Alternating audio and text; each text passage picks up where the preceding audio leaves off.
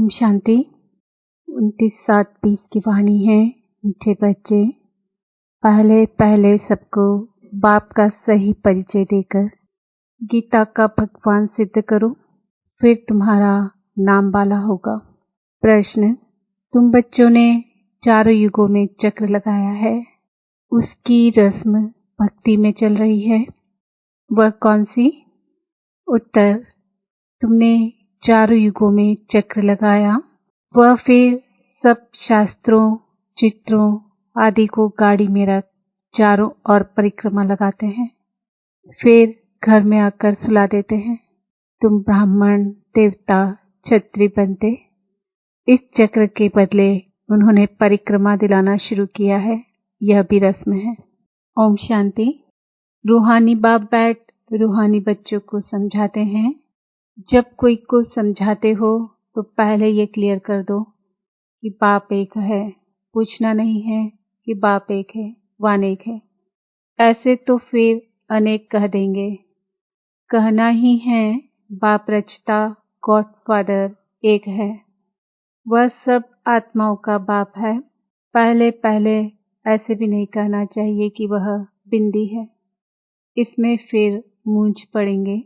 पहले पहले तो यह अच्छी रीति समझाओ कि दो बाप है, लौकिक और पारलौकिक। लौकिक तो हर एक का होता ही है, लेकिन उनको कोई खुदा, कोई गॉड कहते हैं। है एक ही, सब एक को ही याद करते हैं। पहले पहले ये पक्का निश्चय कराओ कि फादर है स्वर्ग की रचना करने वाला। वह यहाँ आएंगे स्वर्ग का मालिक बनाने, जिसको शिव जयंती भी कहते हैं। यह भी तुम बच्चे जानते हो।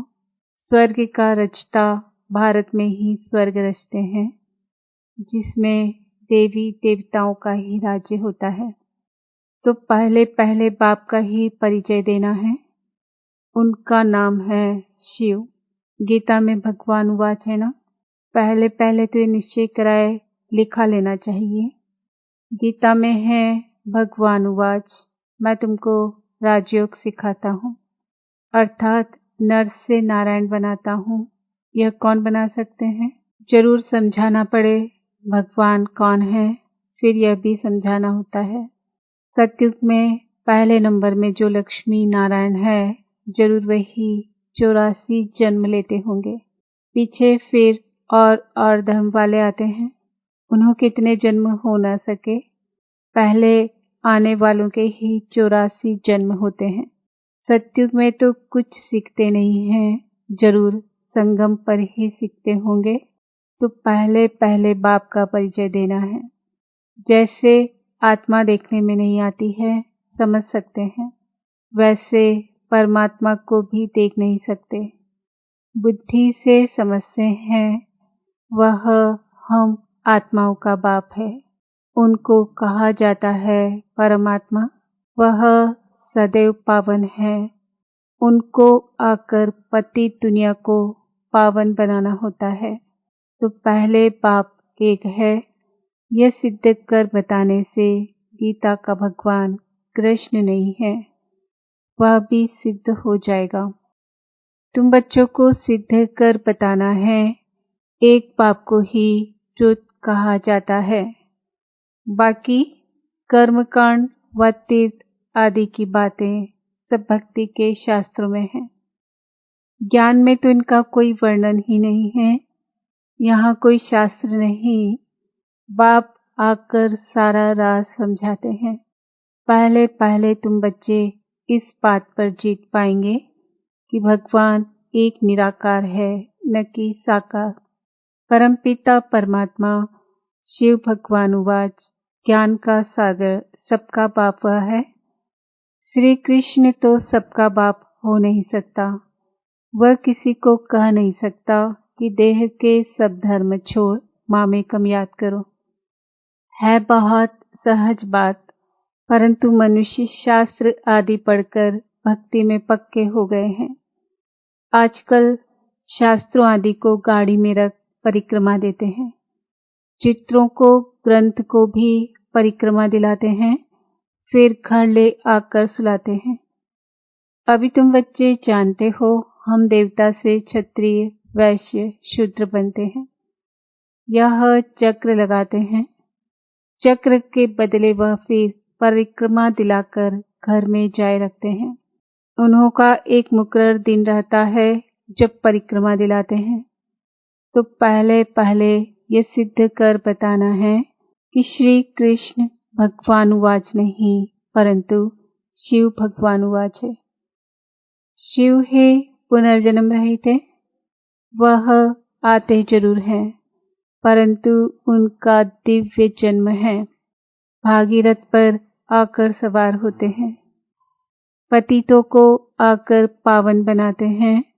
रचता और रचना के आदि मध्य अंत का राज समझाते हैं जो नॉलेज और कोई नहीं जानते हैं। बाप को आप ही आकर अपना परिचय देना है। मुख्य बात है ही बाप के परिचय की। वही गीता का भगवान है। यह तुम सिद्ध कर बताएंगे तो तुम्हारा नाम बहुत बाला हो जाएगा। तो ऐसा पर्चा बनाकर उसमें चित्र आदि भी लगाकर फिर एरोप्लेन से गिराने चाहिए। बाप मुख्य मुख्य बातें समझाते रहते हैं। तुम्हारी मुख्य एक बात में जीत हुई तो बस तुमने जीत पाई। इसमें तुम्हारा नाम बहुत बाला हुआ है। इसमें कोई खिटपिट नहीं करेंगे। यह बड़ी क्लियर बात है। बाप कहते हैं मैं सर्वव्यापी कैसे हो सकता हूँ। मैं तो आकर बच्चों को नॉलेज सुनाता हूँ। पुकारते भी हैं आकर पावन बनाओ। रचिता और रचना का ज्ञान सुनाओ। महिमा भी बाप की अलग, कृष्ण की अलग है। ऐसे नहीं शिव बाबा आकर फिर कृष्ण व नारायण बनते हैं। 84 जन्मों में आते हैं। नहीं, तुम्हारी बुद्धि सारी यह बातें समझाने में लगी रहनी चाहिए। मुख्य है ही गीता। भगवान वाच है तो जरूर भगवान का मुख चाहिए ना। भगवान तो है निराकार। आत्मा मुख बिगर बोले कैसे। तब कहते हैं मैं साधारण तन का आधार लेता हूँ। जो पहले लक्ष्मी नारायण बनते हैं वही 84 जन्म लेते लेते पिछाड़ी में आते हैं तो फिर उनके ही तन में आते हैं। कृष्ण के बहुत जन्मों के अंत में आते हैं। ऐसे ऐसे विचार सागर मंथन करो कि कैसे किसको समझाएं। एक ही बात से तुम्हारा नाम पाला हो जाएगा। रचिता बाप का सबको मालूम पड़ जाएगा। फिर तुम्हारे पास बहुत आएंगे। तुमको बुलाएंगे कि यहाँ आकर भाषण करो। इसलिए पहले पहले अल्प सिद्ध कर समझाओ। तुम बच्चे जानते हो बाबा से हम स्वर्ग का वर्षा ले रहे हैं। बाबा हर 5000 वर्ष बाद भारत में ही भाग्यशाली रथ पर आते हैं। यह है सौभाग्यशाली जिस रथ में भगवान आकर बैठते हैं। कोई कम है क्या। भगवान इनमें बैठ बच्चों को समझाते हैं कि मैं बहुत जन्मों के अंत में इसमें प्रवेश करता हूँ। श्री कृष्ण की आत्मा का रथ है ना। वह खुद कृष्ण तो नहीं है। बहुत जन्मों के अंत का है। हर जन्म में फीचर्स, ऑक्यूपेशन आदि बदलता रहता है। बहुत जन्मों के अंत में जिसमें प्रवेश करता हूँ वह फिर कृष्ण बनते हैं। आते हैं संगम युग में। हम भी बाप का बनकर बाप से वर्षा लेते हैं। बाप पढ़ाकर साथ ले जाते हैं और कोई तकलीफ की बात नहीं। बाप सिर्फ कहते हैं माँ में कम याद करो। तो यह अच्छी रीति विचार करना चाहिए कि कैसे कैसे लिखें। यही मुख्य मिस्टेक है जिस कारण ही भारत अनराइटियस, इरिलीजियस, इंसॉल्वेंट बना है। बाप फिर आकर राजयोग सिखलाते हैं। भारत को राइटियस, सॉल्वेंट बनाते हैं। सारी दुनिया को राइटियस बनाते हैं। उस समय सारे विश्व के मालिक तुम ही हो। कहते हैं ना wish you long life and prosperity. बाबा आशीर्वाद नहीं देते हैं कि सदा जीते रहो। ये साधु लोग कहते हैं अमर रहो। तुम बच्चे समझते हो अमर तो जरूर अमरपुरी में होंगे, मृत्यु लोक में फिर अमर कैसे कहेंगे? तो बच्चे जब मीटिंग आदि करते हैं तो बाप से राय पूछते हैं।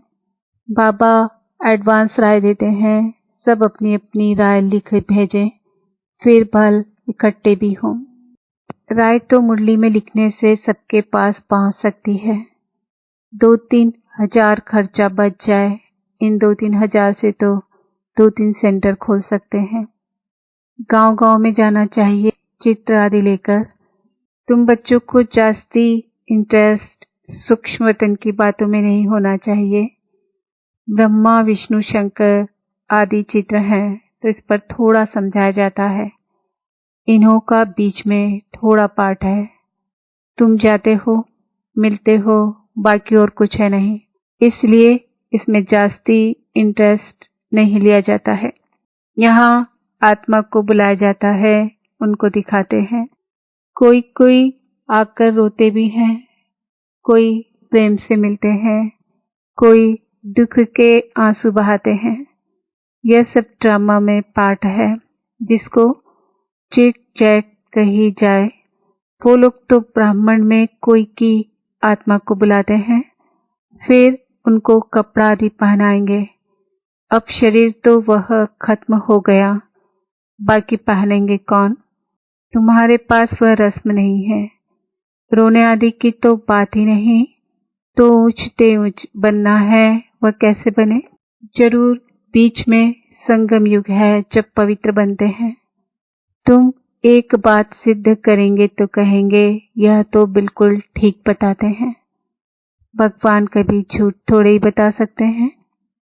फिर बहुतों का प्यार भी होगा, बहुत आएंगे। समय पर बच्चों को सब पॉइंट्स भी मिलती रहती है। पिछाड़ी में क्या क्या होना है वह भी देखेंगे। लड़ाई लगेगी, बॉम्ब्स छुटेंगे। पहले मौत है उस तरफ, यहाँ तो रक्त की नदियां बहनी हैं, फिर घी दूध की नदी। पहले पहले धुआं विलायत से निकलेगा, डर भी वहां है।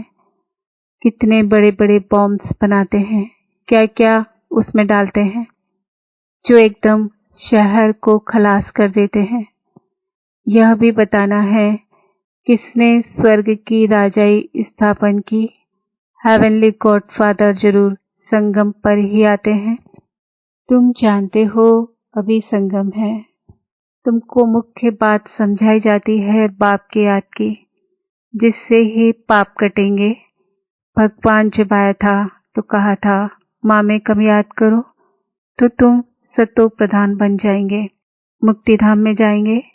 फिर पहले से लेकर चक्र रिपीट होगा। टिटेज्म, इस्लामिज्म, बुद्धिज्म, तुम स्टूडेंट की बुद्धि में ये सारी नॉलेज होनी चाहिए ना। खुशी रहती है हम कितनी कमाई करते हैं। ये अमर कथा अमर बाबा तुमको सुनाते हैं।